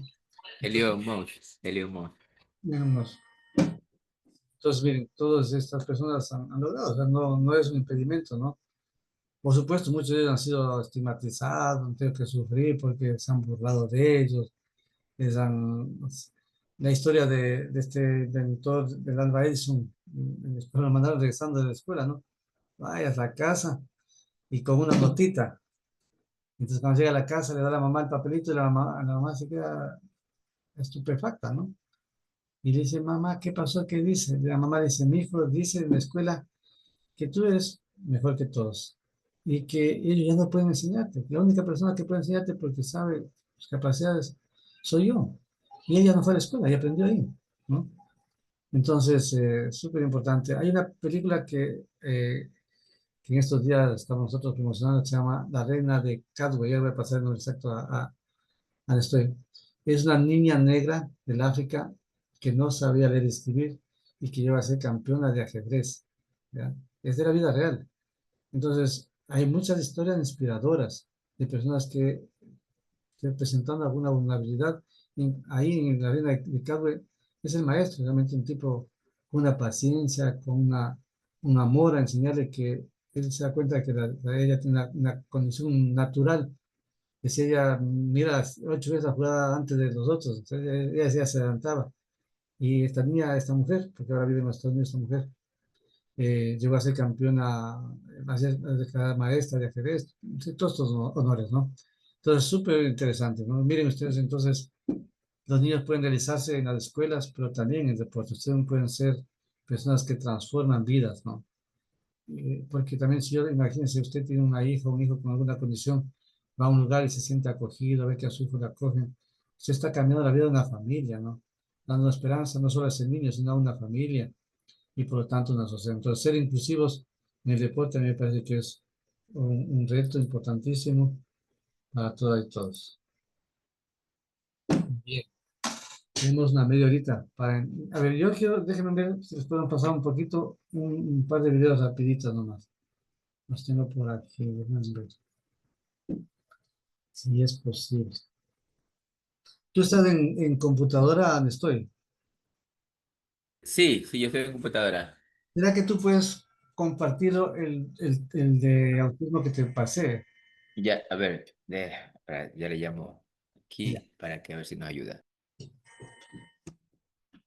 Primero el uno y luego el otro desde Claro Azul para que vean cómo nosotros, y ustedes pueden implementar, tiene un niño con autismo muy bien, venga, entrena, pero además va a tener un área donde él pueda tranquilamente regular sus emociones con unas cosas sencillas que nosotros hemos creado, que nos ha dado súper resultado, muy bueno. ¿Cuál de ellos necesitas? Me pasaste, Diego. Uno que dice zapatos eh, azules. ya, a ver, ya le reviso ahorita.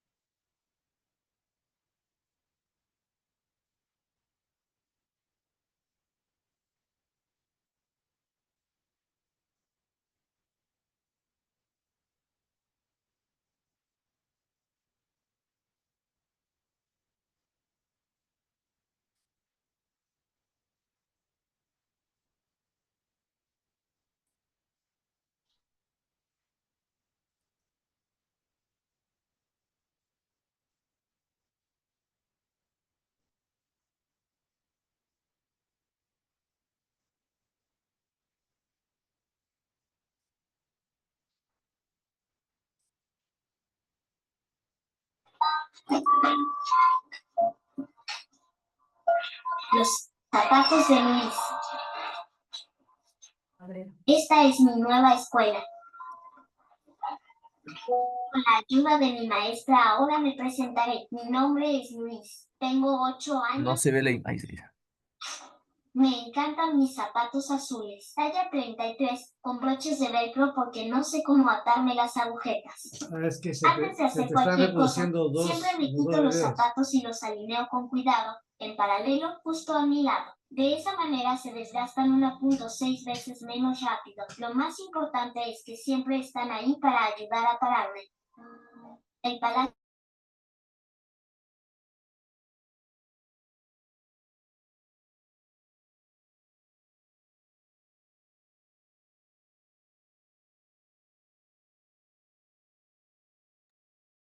Profe, ahora no se escucha nada.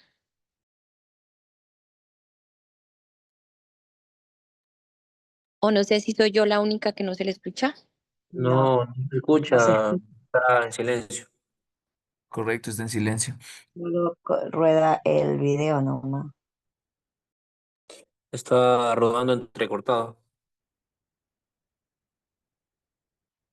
Algo parece que está pasando con la transmisión, profe.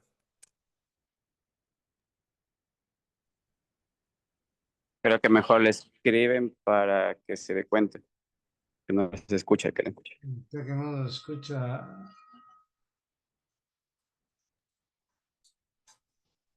Bueno, les voy contando. Si ven ahí los niños, sí me escuchan a mí, ¿no? Sí, sí, le escuchamos. Sí, sí, se escucha. Entonces, miren, los niños nuestros, los niños que están ahí son niños que tienen autismo. Entonces nosotros buscamos diferentes lugares donde los llevamos en el recreo y en vez de que participen con todos los niños, con 900 niños que hacen bulla, gritan, se empujan, patalean y les es estresante a ellos, nosotros les vamos a ciertas áreas, en ciertos lugares, ahora estuvieron en donde hacen los niños taekwondo, ahora les vamos a otros lugares y ahí ellos, si vieron, tienen unos actividades lúdicas, ¿no? Les hacemos primero que se relajen un poco, les hacemos un poquito de ejercicio y luego van a los juguetes.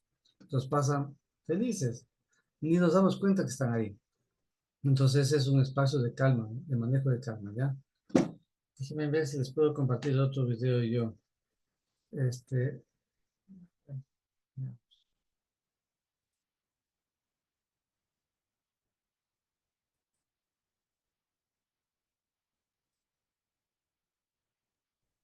Eh, Diego, ¿sí pudieron escucharlos?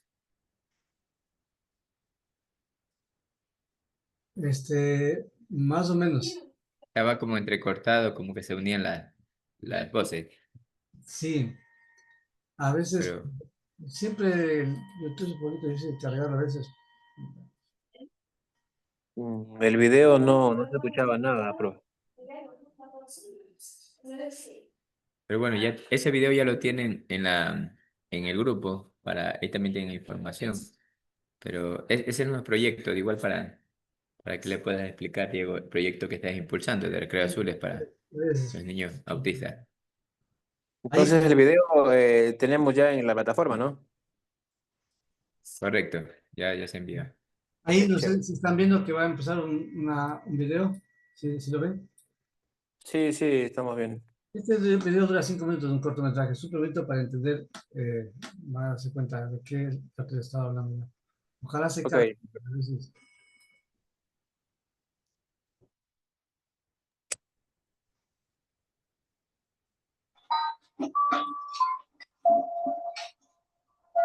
Los zapatos de Luis. Esta es mi nueva escuela. Y con la ayuda de mi maestra ahora me presentaré. Mi nombre es Luis. Tengo 8 años y medio. Me encantan mis zapatos azules, talla 33, con broches de velcro porque no sé cómo atarme las agujetas. Antes de hacer cualquier cosa, siempre me quito los zapatos y los alineo con cuidado, en paralelo, justo a mi lado. De esa manera se desgastan 1.6 veces menos rápido. Lo más importante es que siempre están ahí para ayudar a pararme. El palacio mental de Luis. Eso es lo que pensé de todos modos.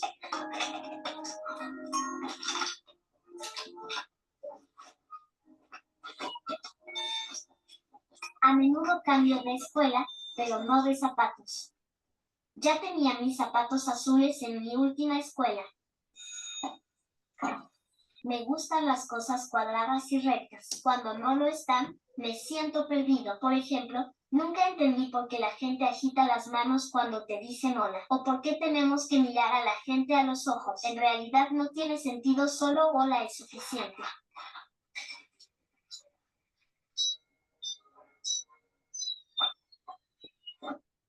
No sé mentir. Mi honestidad puede lastimar a algunas personas, pero no sé de qué otra manera expresarme. También tiendo a ser demasiado literal. Si me dices aquí vamos, es probable que me levante y me vaya. Mi madre dice que es solo una imagen, pero ella nunca me la ha mostrado.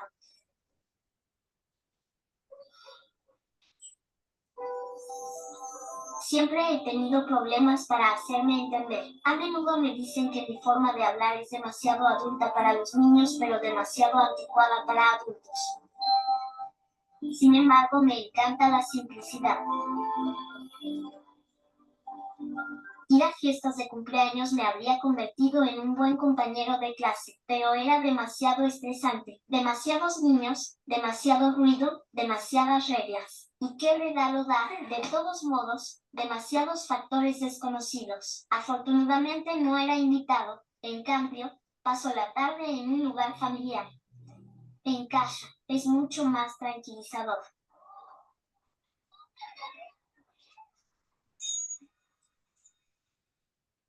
Nunca me aburro, puedes estar seguro de eso.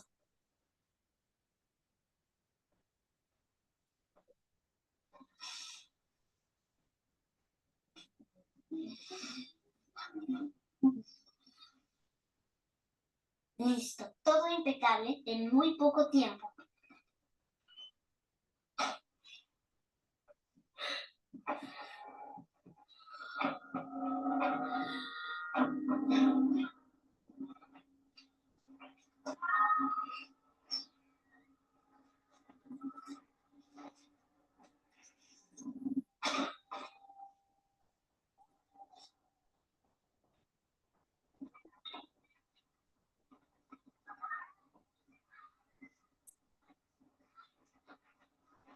La gente a menudo me ha dicho que yo soy el problema. ¿Dónde están sus zapatos? ¿Dónde están sus zapatos? Transferiré de escuela a mi hijo.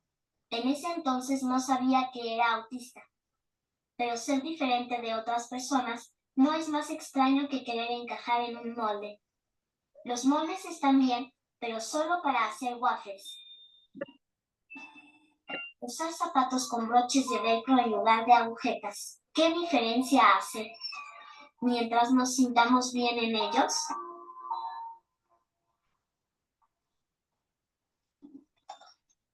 Así que, por eso soy nuevo aquí.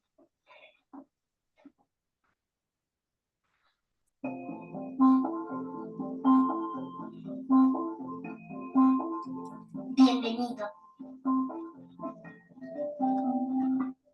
No es fácil presentarse, pero era una necesidad, creo yo.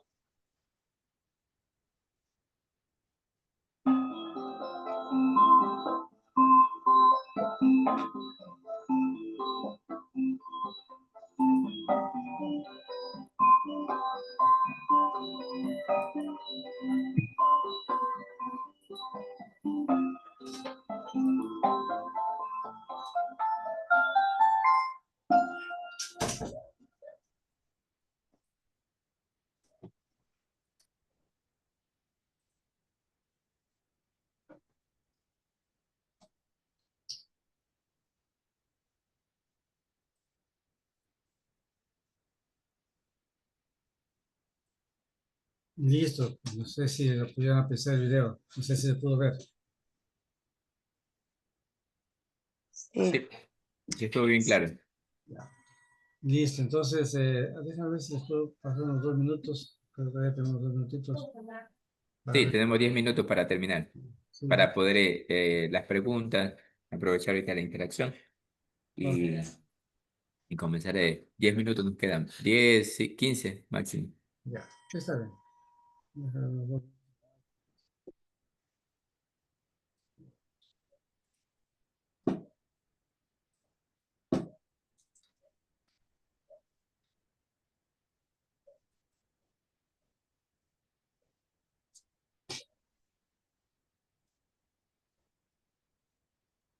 Bien, yo creo que comenzamos la ronda de preguntas. Empezamos para que Adelante. tengan las dudas.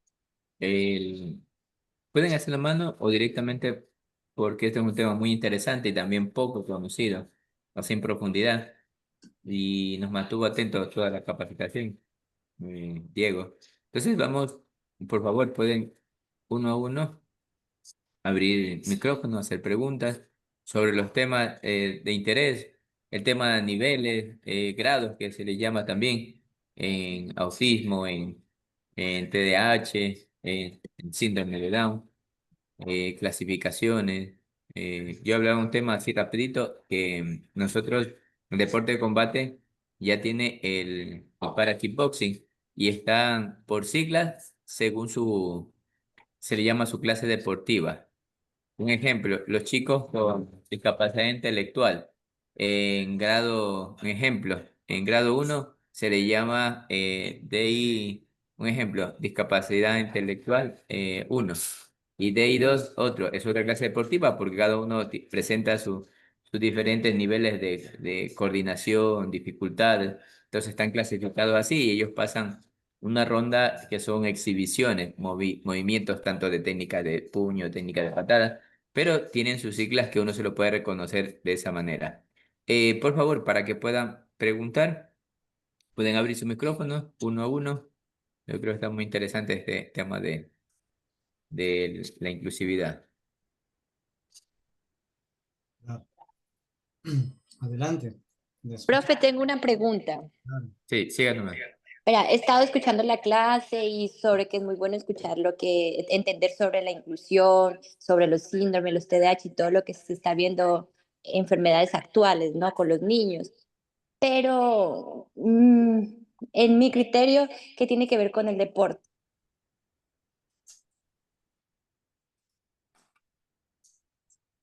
A ver, primero, recuerden que no son enfermedades, ¿no? Eso hay que dejarlo claro, no son enfermedades. Son trastornos o son condiciones que pueden presentarse en cualquier persona. Muchas veces son portadores de estas condiciones, pero no siempre las conocen. Entonces, eso les he dicho, por ejemplo, este nadador, el Michael Phelps, tiene autismo y seguramente padeció hasta llegar a considerarse como un campeón porque posiblemente las personas con las que trabajaba desconocían. Pues muchas veces podemos ver un comportamiento un poco inusual de algunos de nuestros estudiantes o deportistas y no es que a lo mejor es una persona desadaptada o que no quiere trabajar, sino que tiene una condición. Entonces, tras de eso puede haber un trastorno. Y lo adecuado es que podríamos solicitar que pueda haber un diagnóstico o una evaluación para saber con quién estoy trabajando. Entonces, uno sabe que el deportista con que usted trabaja es una persona con trastorno de espectro autista. Entonces, uno debe saber cómo me comporto con esa persona, qué hago, cómo trabajo, ¿sí? Y además, como dice Anestoy, ya en el caso del deporte adaptado, entonces así se llama, están clasificados. Entonces, una persona que tiene una discapacidad intelectual nivel 2 no va a combatir en caso de combate con una persona que no tiene ninguna condición, ninguna discapacidad.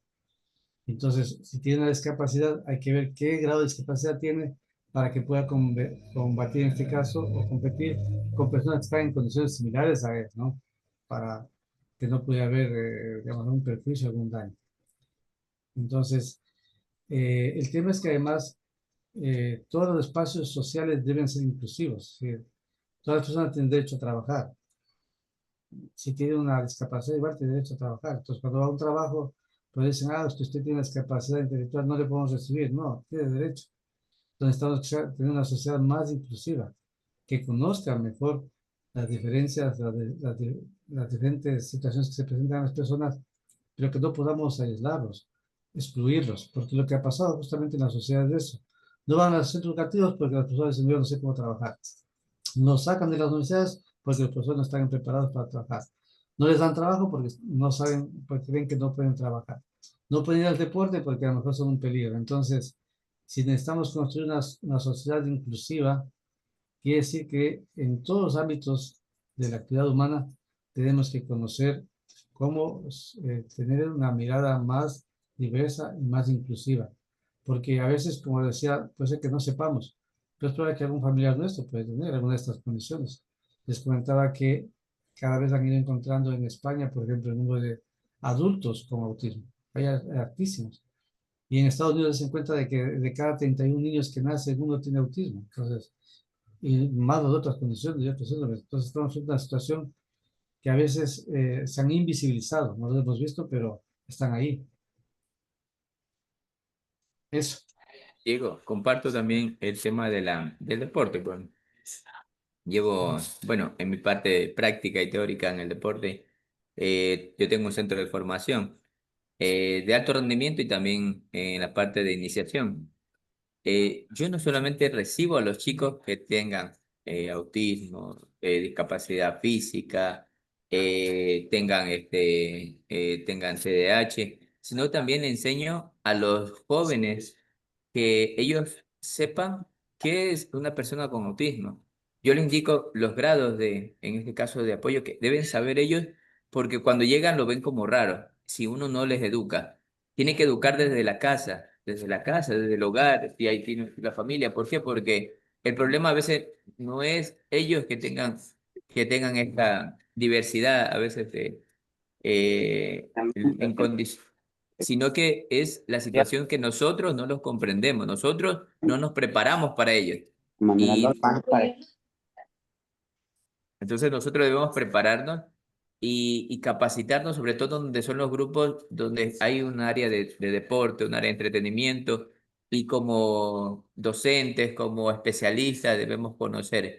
Entonces el deporte olímpico está adaptando el para atletismo, el para jiu-jitsu, el para taekwondo, para todas las áreas, el para natación. Entonces, porque le da el espacio para las personas que tengan estas diferentes condiciones que se llama diversidad, que le escuché, le vi Sí. porque yo también a veces me toca hablar y a veces me quedo como que, a ver, tengo que decir discapacidad, tengo que decir chicos con discapacidad diferentes y a veces yo me quedo helado en el micrófono. Entonces me pareció muy bien en la parte de diversidad funcional porque ahorita estando en la capacitación, mi esposa también sabe de la docencia y me dice, no, discapacidad, discapacidad, pero el tema de decirlo, que es importante para poder, hasta la inclusión mismo va con eso, de cómo yo los trato a las personas, de cómo les digo. Entonces, el deporte siempre va a estar relacionado a la parte de la inclusividad.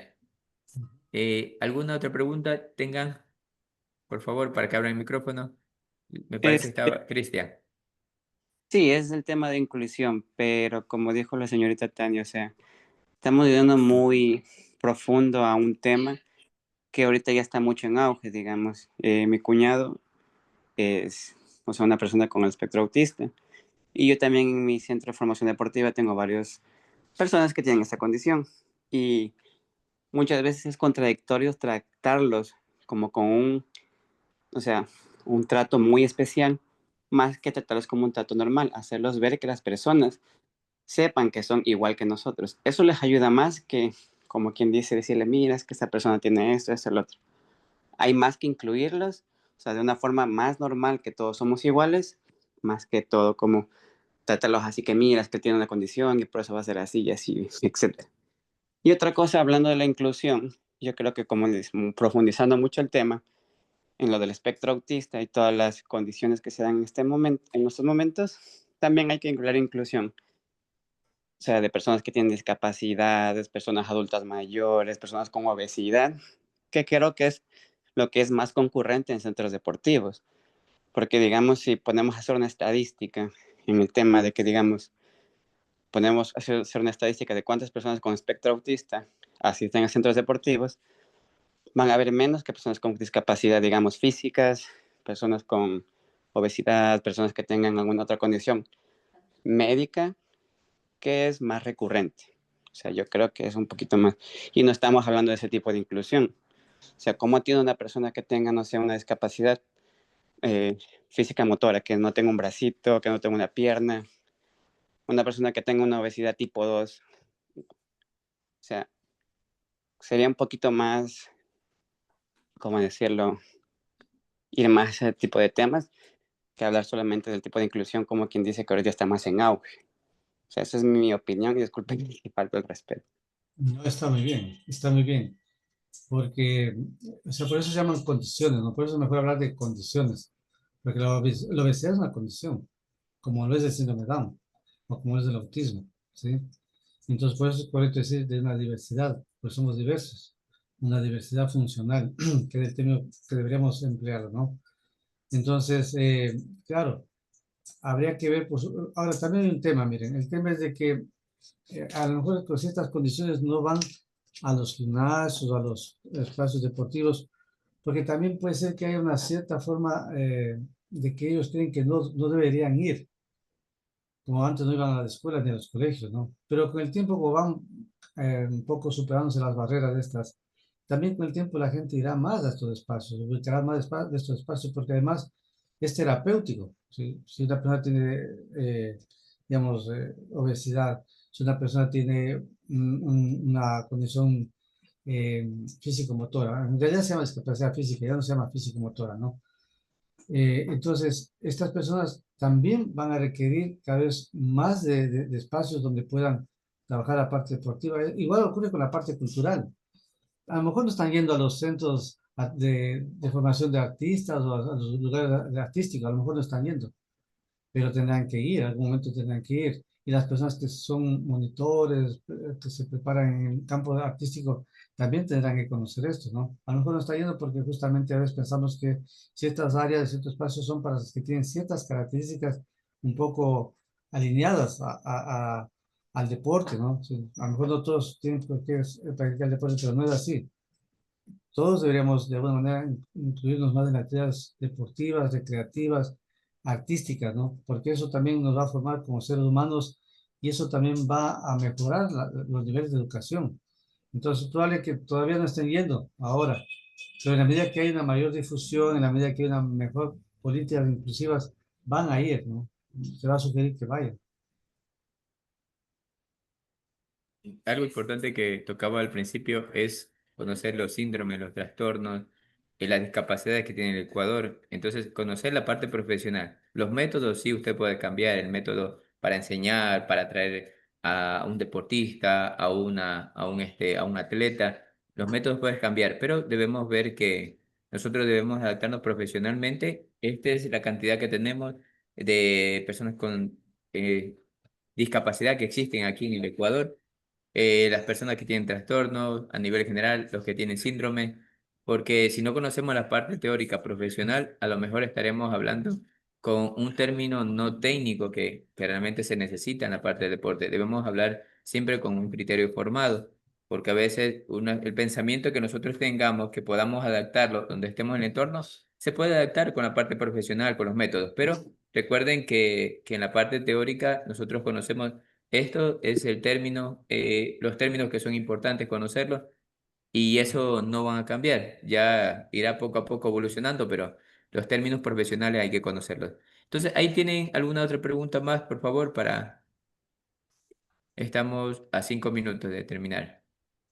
¿Cómo están? Buenas noches. A mí también me gustaría dar mi punto de vista.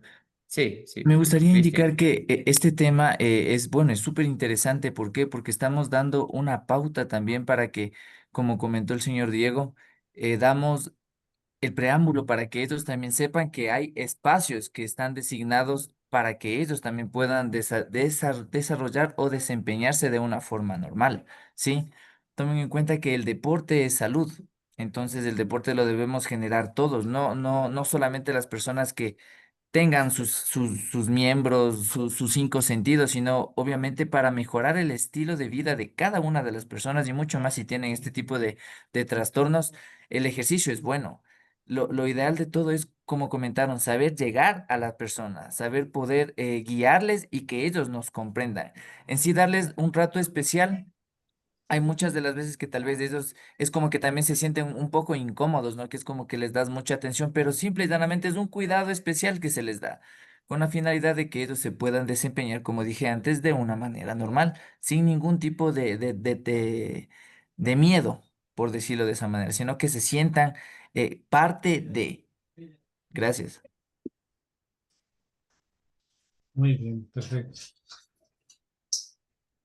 Yo creo que la mayoría, como les mencionaba al principio, son especialistas en diferentes áreas, tienen sus experiencias, los daños también que le dan, pero qué importante tocar con un especialista. Yo por eso, cada vez que converso con mi amigo Diego, nos conocemos muchos años, él está relacionado al tema de la parte de la diversidad funcional, entonces eso es comprenderlo. Y, y bueno, una cosa es la teoría y otra es la práctica, porque a veces podemos nosotros vernos en el tema de que necesitamos trabajar con muchos niños que sean autistas, pero hay hay ciertas instituciones, así como nos hablaba Diego, que es la unidad educativa especial que hay en Santo Domingo, y cada docente tiene que trabajar con 5 niños, y esos 5 niños equivale a, ¿cuánto? Unos 40 o 50 equivale, Diego, Según el Ministerio de Educación, cada niño con autismo equivale a 5 niños. a Una 5, persona, miren, una miren, persona- una persona con discapacidad intelectual a 4, una persona con discapacidad visual a 3, una persona con sordera a 2. miren, miren con eso de los números, como uno debe saber, y esa es la parte profesional que uno debe estar, porque cuando alguien llega y llega a su escuela, llega a su centro de formación, llega a su área, llega donde está usted, primero le dice, vea, mi hijo tiene TEA y tiene grado 2 y usted dice, ¿y eso? ¿Cómo es? ¿Qué es TEA? ¿Y qué significa grado 2? Entonces está hablando del nivel 2 de acompañamiento, me dice grado 1. Entonces, esos términos, relacionarlos más la práctica, porque una cosa es mostrarlo. Recuerden que el trastorno del espectro autista no es una persona que siempre va a estar igualita, que siempre Ah, tiene diferentes diferente. formas de actuar. Entonces, uno tiene que adaptarlo a su experiencia, tiene que adaptarlo a su entorno, a la persona que le va a tocar, porque no va a ser la misma experiencia que el entrenador Juan, que le pasó con el niño, con el entrenador Pedro. Entonces cada uno va a tener su experiencia, pero y tendrá que adaptarlo, trabajar métodos. Y bueno, qué importante, como le mencioné, es trabajar de la parte cognitiva, desde el cerebro, de lo que piensa. Y bueno, y luego ya vendrán los resultados, porque es importante saber resultados y decirlos con fundamento, porque no, a veces todo no está en los libros, a veces también la experiencia es muy importante. Ujú. Sí, entonces, con esto, ¿alguien más que tenga preguntas? Solo estamos a 3 minutitos, 2 minutos de terminar. Bien, entonces con esto, amigo Diego, hemos terminado la primera parte de nuestra capacitación. Mañana tenemos nutrición para todos. Por favor, estar pendientes, hagan preguntas sobre el término, el trabajo de dosificación, el trabajo de los alimentos, las diferentes partes de las nutriciones para los diferentes grupos. No todos somos iguales. Mañana van a poder trabajar. Diego, agradecerte muchísimo de parte de aquí del grupo de especialistas que están preparándose para una certificación en deporte. De igual agradecimiento lo va a dar Cristian Salazar, quien fue el último que habló. Agradecimiento en esta parte de la capacitación en lo que es inclusividad en el deporte. Cristian, para que des agradecimiento. Muchas gracias, Cesayan, estoy. De antemano, sí, nuevamente tomando las palabras del sensei, señor Diego, muchísimas gracias por compartir su conocimiento para con nosotros y de esa manera poder seguir brindando un mejor servicio, ya sea de calidad y profesional, para que todos se puedan sentir de una mejor, o se puedan sentir cómodos estando en el lugar en el que entrenan. Muchísimas gracias por toda la información. Bueno, de mi parte, muchas gracias por escucharme, por tener la paciencia de escucharme. Yo creo que el mensaje más importante es que todos somos seres humanos y los seres humanos tenemos diferentes dimensiones. Somos tan diferentes, tan diversos en la misma familia, pero toda la vez queremos ser aceptados, queremos oportunidades. Y qué mejor que tener un deporte inclusivo donde todas las personas sean aceptadas y tengan oportunidades. Y qué bien que ustedes estén trabajando con personas que a lo mejor no están ahora, pero que a lo mejor mañana van a estar, de su contingente, de su comprensión, de su sensibilidad humana, ¿no? Muchas gracias. Amigo Diego, no sé si tomo con tu permiso, si alguien necesita el contacto del doctor Diego García, quiere, no sé, al realizar alguna capacitación, porque algún tema que usted necesite, porque que de este tema tan grande que es inclusividad, hay subtemas pequeños. Por ejemplo, solo quiere saber de autismo, solo quiere saber de síndrome de Down. Y si necesita, a lo mejor usted dice, yo tengo un grupo y quiero darle una capacitación sobre estos temas, me solicita por interno para yo ayudarle con el número. Usted a lo mejor está en cierto lugar y quiere que le visiten el gimnasio, porque ahí tiene un grupo y quiere alguna visita. Cualquier situación que necesite, usted me solicita a mí el contacto para yo pasarle y pueda hablar directamente con el doctor Diego García. El día de mañana ya coordinamos, tenemos de 7 a 9. y de ahí coordinamos para ver si solamente van a ser los sábados o los domingos lo que es la capacitación continua. Con esto nos despedimos, siendo las 9 de la noche, terminamos la primera parte de la capacitación. En Hacemos español, una fotito. una Amigo Diego, cosita. tú estás en la pantalla, estás en Yes, tu lacto sí, correcto. para Profe, hacer una foto. una ¿Sí? pregunta. Sí, Richard. Eh, el día de mañana tenemos la otra capacitación a las 7 de la noche, ¿no? Mañana, sí. Mañana, por lo que la semana anterior fue el feriado. Entonces Ajá, y mañana tenemos caso nutrición. la gente no se pueda conectar a una persona, si hay chance de poder recuperar el módulo, por ejemplo, por el chat o por la Sí, plataforma. este de aquí va a estar grabado y yo le mando el link para las personas que no podían conectarse. Ya nos coordinamos por interno. En este momento abran sus pantallas para que salgan en la foto. Ya les comparto para Ya, pasarle ahí ya, por profe, favor. ya, gracias, ok. Ya, para que abran por favor y nos toman la foto.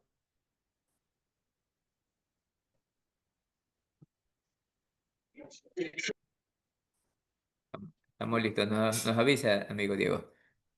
Listos. 1, 2 y 3. Una más por si acaso. Una más. Ya.